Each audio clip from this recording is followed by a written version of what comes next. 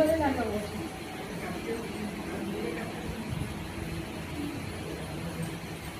మటుకు అలాగే ఉంది. ఇది మటుకు అబ్జర్వ్ చేసిన ఈ వాటర్ని కూడా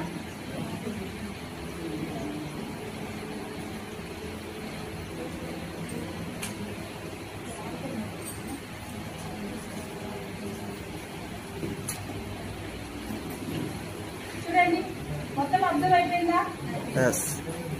నమ్ముతారా ఫాస్ట్ గా అబ్జర్వ్ అవుతుందనేసి?